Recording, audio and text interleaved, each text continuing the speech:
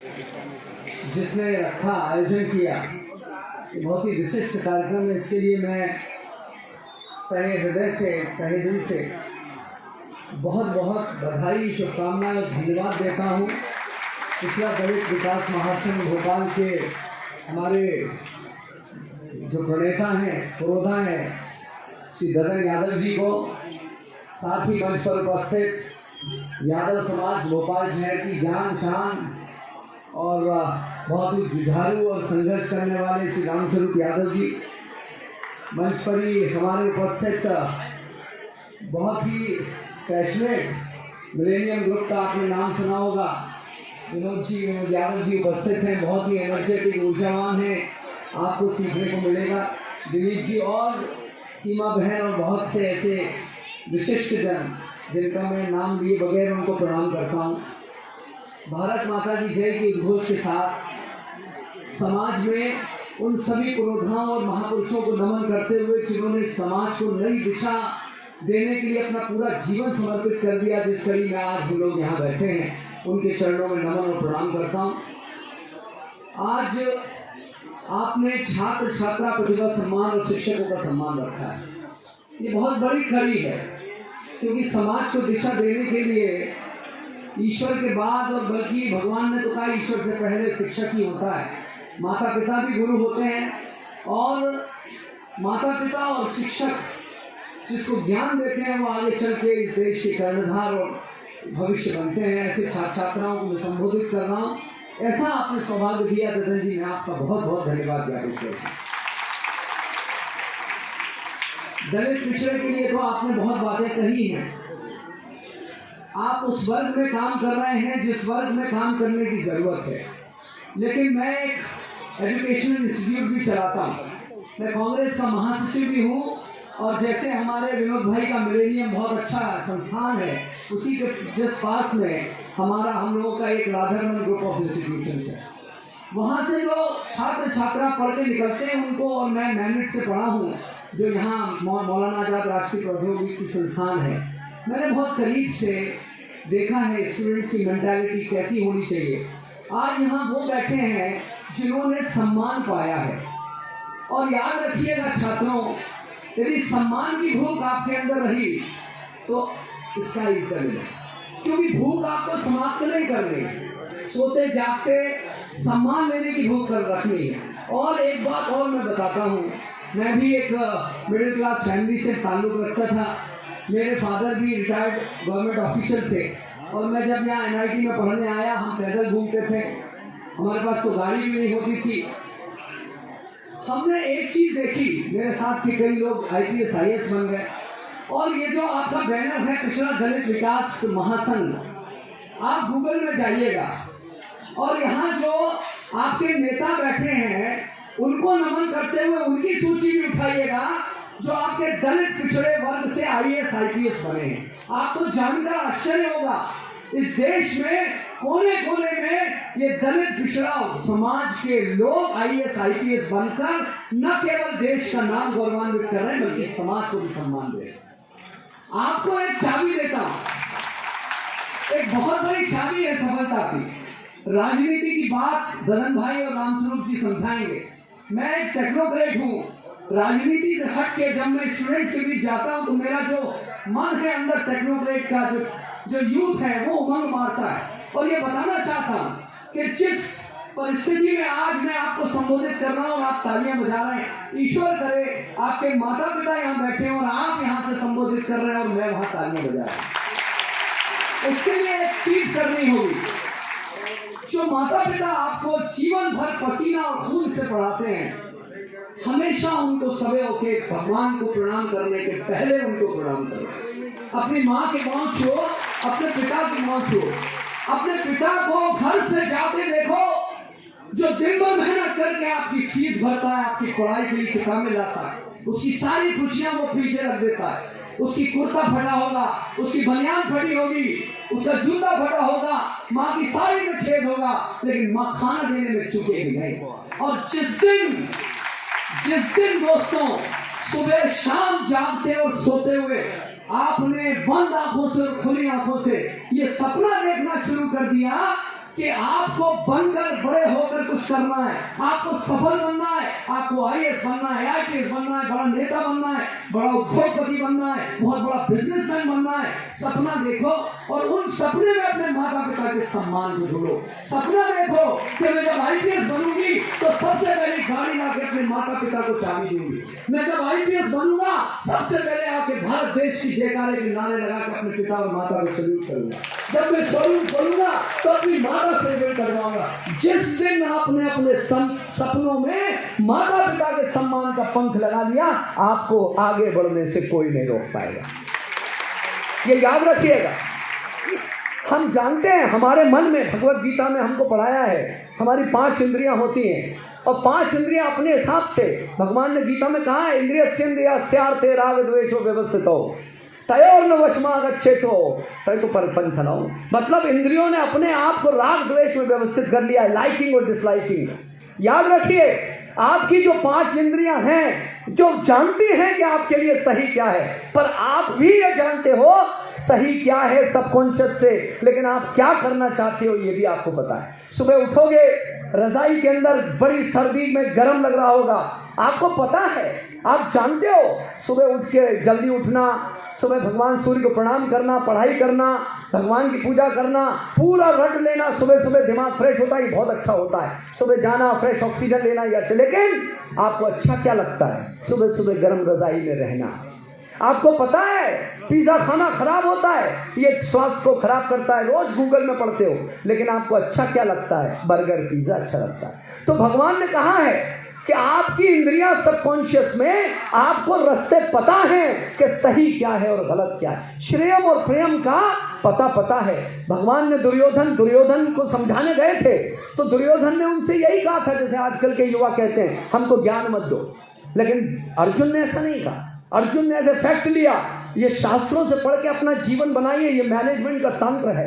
This is called business management नहीं, ये आपके लाइफ का मैनेजमेंट है, पीपल मैनेजमेंट। दुर्योधन ने कहा कि जानामि धर्मम न चुवे न प्रवृत्ति और जानामि धर्मम न चुवे व्रत। मैं जानता हूं धर्म क्या है, सही क्या है, गलत क्या है, पर नहीं कर रहा।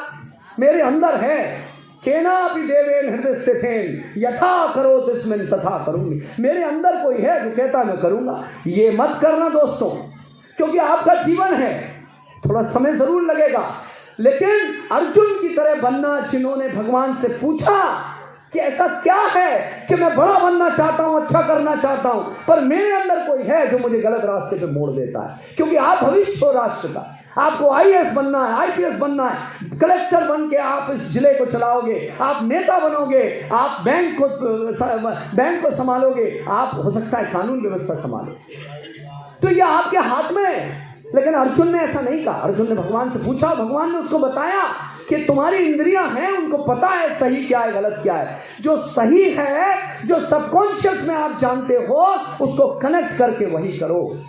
श्रेया की तरफ जाओ, प्रिया की तरफ नहीं जाओ। सुबह जल्दी उठो, बराबर सोते जागते सपना देखो कि मुझे कुछ करना है, मुझे आगे बढ़ना। और याद रखना, आत्मविश्वास से भरे रहो, ओवर कॉन्फिडेंस ना रखो। ये मत रखो अरे मैं तो कर लूंगा। आत्मविश्वास, और आत्मविश्वास उसी व्यक्ति में होता है जो पूरी तैयारी करता है। तो पूरी तैयारी करो और फल भगवान पे छोड़ो, लेकिन आत्मविश्वास रखो। रोज निरंतर सपना देखो कि मुझे अपना जो बनना चाहते हो, यदि मान लो किसी को आइडियल मानते हो तो उसे अपनी बुक शेल्फ में उसकी फोटो चिपका लो। एक बड़ी कार फरारी लेना चाहते हो, फरारी की फोटो चिपका लो। कोई पायलट बनना चाहता है, उसकी एरोप्लेन की फोटो चिपका लो। रोज सुबह उठो, उस एरोप्लेन को देखो और आंख बंद करो और इमेजिन करो कि तुम वो एरोप्लेन उड़ा रहे हो। रात को सोते वक्त भी कम से कम 3 मिनट तक ये विश्वास दिलाओ अपने आप को कि बड़े होके मैं प्लेन उड़ा रहा हूँगा, प्लेन उड़ा रही होंगी और मेरे माता पिता बैठ के ताली बजा रहे होंगे मेरे लिए। जरूर बनोगे। इमेजिन करो सोते जागते कि मैं इस जिले को चला रही हूँ, मैं कलेक्टर हूँ, मैं नेता हूँ, मैं स्टेट से संबोधित कर रही हूँ या कर रहा हूँ। आप जरूर बनोगे। और याद रखना, ये ब्रेन होता है ना, ये पिक्चर को जल्दी समझता है। पढ़ाई करो तो उसको कनेक्ट करो। हम लोग क्या करते हैं, किताब उठाते हैं, जोर जोर से पढ़ने लगते हैं, जोर जोर से पढ़ते पढ़ते रट्टा मारते हैं। आपको 5 इंद्रियां दी है भगवान ने, यदि एक इंद्री से पढ़ोगे तो भूल जाओगे। इसलिए 5 इंद्री को इन्वॉल्व करो। आप किताब पढ़ो, किताब पढ़ने के बाद उसको जोर से पढ़ो, उसके बाद उसको लिखो, फिर आंख बंद करके उससे इमेजिन करो। जैसे यहाँ साइंस के स्टूडेंट होंगे, इमेजिन करो कोई अपनी बहुत अच्छी यादगार से उसे कनेक्ट करो और याद रखने की कोशिश करो, उसको याद रखोगे। और फिर 21 दिन बाद, 15 दिन बाद उसको रिपीट करो।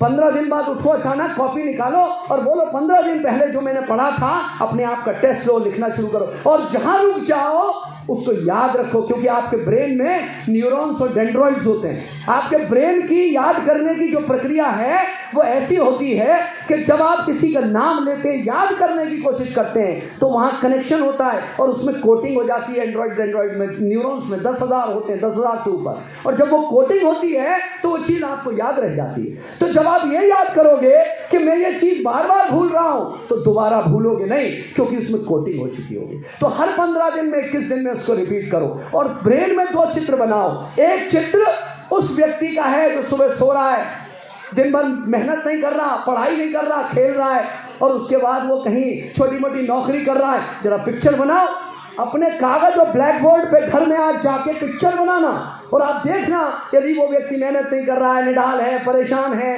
2-2 रुपए के लिए परेशान हो रहा है, अपने पेरेंट्स की जरूरत पूरी नहीं कर पा रहा, फैमिली की नहीं पा रहा, पसीना पहुंच रहा है, रो रहा है डिप्रेशन में। और दूसरी तरफ वो पिक्चर बनाओ जिसमें आप बिजनेसमैन बन गए हो, जिसमें हमारे विनोद भाई जैसे आप इंस्टीट्यूशन चला रहे हो, जिसमें आप कलेक्टर बन गए हो, जिसमें आप ददन यादव, रामस्वरूप यादव जैसे नेता बन गए हो, जिसमें कमलनाथ जी जैसा भविष्य आप अपने आप में देखते हो। और आप देखोगे कि बड़ी कारी आपके घर के दरवाजे पे खड़ी है, बड़ा बंगला आपका है, माँ आपकी बैठी है, 4 लोग पांव दबा रहे हैं, पिताजी आए तो पंखा चल रहे हैं। वो पिक्चर आपको अच्छी लगेगी, और जब वो पिक्चर आपको अच्छी लगेगी और जब दोबारा नजर उस पिक्चर पे डालोगे जो हैरान परेशान व्यक्ति है, तो डर जाओगे। और जो डरने वाला ब्रेन है ना, वो टू-थर्ड है, वो डराता है, लेकिन जो अच्छा लगने वाला वो अट्रैक्ट करता है। जब डरोगे तो उधर नहीं जाओगे, तो जो अच्छा लगता है उसको अट्रैक्ट करोगे, तो जो अच्छा लगता है उसके कारणों में जाओगे। तो सुबह उठोगे, पढ़ाई करोगे, अच्छे लेखकों की किताबें पढ़ोगे, याद करोगे, एग्जाम अच्छे से दोगे, पास होगे, और वही मिलेगा जो तुम पूरे साल सोते जागते सपना देखो। ये सफलता की कुंजी है। इसलिए मेरे भाइयों, मेरे दोस्तों, नौजवान साथियों, जीवन एक बार मिला है, उसको जाया नहीं करना, वेस्ट नहीं करना। ददन भाई मैं थोड़ा ज्यादा समय जरूर ले रहा हूं, लेकिन मैं जो मेरा मन करता है कि इनको बताऊं, क्योंकि मैंने भी टॉप करके मेरिट में आके प्रदेश में तब NIT में मैंने जगह ली, वहां से भी 86% लेके टॉप करके वहां से निकला। आज भी पढ़ाई करने की कोशिश करता हूं, और हमेशा याद रखो, लॉजिक से पढ़ो। वो कहते हैं ना कि -3 और +2 -1 होता है। किसी से पूछो भैया -3 और +2 -1 कैसे होता है, तो कहेगा भाई होता है, क्योंकि किताबों में लिखा है। दोस्तों ऐसे कभी नहीं पढ़ना। आपको एक तरीका समझा रहा हूं, माइनस और प्लस डायरेक्शन होता है। यदि माइनस को ये डायरेक्शन मान लो और पॉजिटिव को ये डायरेक्शन मान लो, तो जब मैंने बोला -3, तो एक कदम -1, दूसरा कदम -2 और तीसरा कदम -3, और फिर मैं गया +2, प्लस का डायरेक्शन ये, तो एक कदम +1, दूसरा कदम +2, कहाँ रह गया? -1 पे। इसलिए -3 और +2 -1 पे। You start learning analytically. ये याद रखना, पढ़ाई करने का तरीका होता है। आप जब पीरियोडिक टेबल पढ़ते हो तो पीरियोडिक टेबल को रटने की कोशिश करते हो। सोडियम की क्या है, मैग्नीशियम की क्या है, क्लोरीन की क्या है। अरे जरूरत नहीं है, अरे एक बार पीरियोडिक टेबल को दिमाग में बिठा लो, hydrogen, helium, lithium, beryllium, boron, carbon, nitrogen, oxygen, fluorine, और उसको देख लो किस पीरियड में है। जिस पीरियड में है उसका अलग गुण होता है, अलग धर्म होता है। बस आंख बंद करो, देखो किस रो और पीरियड में है, उसका गुण धर्म क्या होता है, लिखना शुरू कर दो, चाहे कोई भी एलिमेंट। उसको जमाया कैसे गया। तो पढ़ने का तरीका होता है दोस्तों, उसको लॉजिकली पढ़ो, अपनी खुशियों को, सफलता को, आपके ड्रीम को अट्रैक्ट करो। भगवान चाहेगा तो भी माता पिता के सपनों से, माता पिता के सम्मान से भी आपने अपनी मेहनत जोड़ी, एक पल भी ये ख्याल आ गया कि मेरे माता पिता जिन्होंने मेरे लिए खून पसीने से पढ़ाया है उनको मेरा कर्तव्य है देना।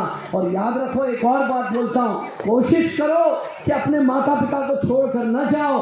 कोशिश करो, खुद प्रणेता बनो, स्टार्टअप करो। याद रखना, हम नौकरी करने जाते हैं, 30,000 40,000 की नौकरी करती है। यकीन जानना, यदि आप न्यू मार्केट में किसी ठेले वाले को भी देखोगे ना, रोज के 1000-2000 कमाता है। वो जो लोग पुणे और बॉम्बे में नौकरी करने निकले हैं, मैं जानता हूँ, आज मेरा दुख है, ये कष्ट है कि भोपाल जो कि पुणे से डबल है, जो नागपुर से डबल है, हैदराबाद से 2 स्क्वायर किलोमीटर कम है, उसमें जॉब्स नहीं, बेरोजगारी है। क्योंकि इतनी बड़ी राजधानी और किसी ने परिकल्पना नहीं की योजनाओं की कि यहाँ का यूथ यहीं के पेरेंट्स के साथ रहकर नौकरी कर सके। अरे माता पिता को कौन देखे? आज मेरे साथ के लोग अमेरिका और पोलैंड में हैं, विनोद भाई, वीडियो कॉल पे अपने माता पिता को देखते हैं। बेचारे माता पिता वीडियो कॉल में कहते हैं देखो ये हमारा बेटा है, उनकी तबीयत खराब होती है, दोस्तों को फोन करते हैं अस्पताल। ये लानत है। अगर आप करोड़पति भी बन गए तो ये लानत है। अपने माता पिता को मत छोड़ो, यही स्टार्टअप करो, सब मिलेगा, जुनून रखो। याद रखना, जब मेरे जैसा व्यक्ति जो मिडिल क्लास से निकलकर संघर्ष कर आज राधारमन ग्रुप चला रहा है, एसएस कंस्ट्रक्शन चला रहा है, ये भदभदा ब्रिज की रोड, ये खुशीलाल के सामने की रोड, ये मैनेज के सामने की रोड, ये सब आपके इस जो बोल रहा है आपने सौभाग्य दिया है उसकी कंपनी ने बनाई है, तो मुझसे 10 गुना आगे जा सकते हो। मैंने तो बहुत गलतियां की, आपको गलतियां नहीं करोगे, मुझे पता। पर अपने माता पिता को मत छोड़ो, माता पिता की सेवा करो और फिर पढ़ाई करो। तो दाल में जैसे तड़का लगता है, ऐसे आपकी सफलता में तड़का लगेगा। एक दिन आप भी नाम कमाओगे, मुझे पूरा यकीन है। मैं इस मंच के माध्यम से, ददन जी और राम स्वरूप जी ने जो सौभाग्य दिया उसके माध्यम से मैं आपको बहुत सारी ब्लेसिंग्स देता हूँ, बहुत सारी जो है वो ईश्वर से प्रार्थनाएं करके वो शॉवरिंग देता हूँ कि आप लोग बहुत आगे जाओ और एक दिन ऐसा आए हम वहाँ नीचे बैठे हों, आप यहाँ मंच पर भाषण दे रहे हो और हम आपके लिए ताली बजा रहे हैं। बहुत बहुत धन्यवाद। भारत माता की जय।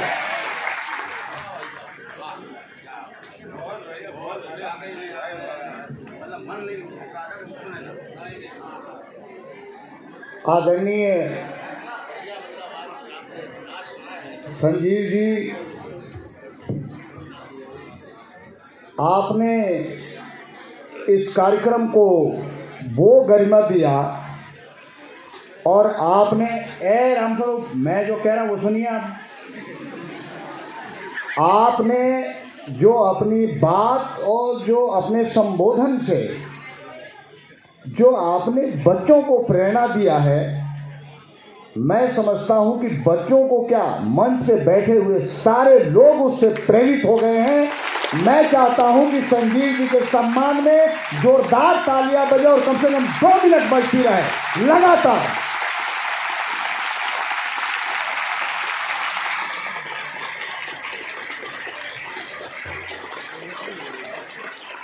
बहुत बहुत धन्यवाद। आपने हमको अभिभूत कर दिया, इस मंच को अभिभूत कर दिया।